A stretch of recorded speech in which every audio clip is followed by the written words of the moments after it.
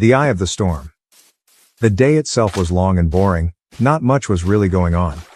That evening at about 3:30 p.m. it began to storm.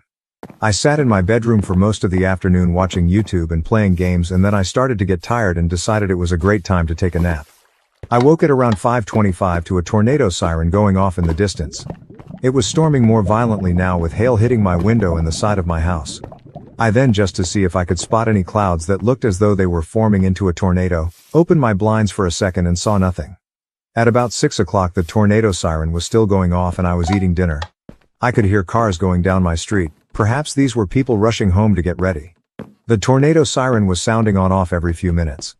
I was unable to check any weather report as the power went off about 15 minutes ago. I then checked out of my window, as I have been doing regularly, and saw that the clouds were dark and low. The tornado siren has gone once again, and this time there is tornado on the ground.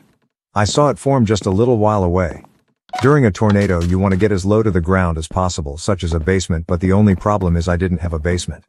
No basement, and too afraid to go outside I got under my table, as that seemed to me the only logical option. Suddenly the siren went out. It seemed it had been going off for a while. The time was about 7 o'clock and outside was dark, but the sun hadn't gone down. Suddenly a loud noise like a train passing by began. It kept getting closer and closer, and then suddenly the right wall of my living room was ripped off and then lifted. The rest soon followed. I wanted to get up and run by. I knew if I did my chances of death would soon become an absolute certainty. The table I was under was pulled up and I was blown to side facing up, and for a split second I saw something. I can not describe its horrendous appearance, but it looked like an eye. Well, perhaps an eye made out of multiple eyes.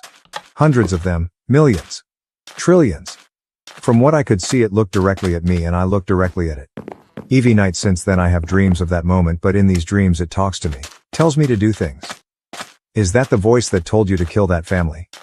Yes. Patient 89 responded. How exactly did it tell you to kill them? What does it sound like? To sacrifice them, so he may have something to feed on, and it sounds like rolling thunder. Has it ever told you anything about itself? It told me its name. I can't pronounce it well, but it was something like Oculus Kivitit. Thank you, you may return to your room. Remember breakfast is at 8 o'clock. Well,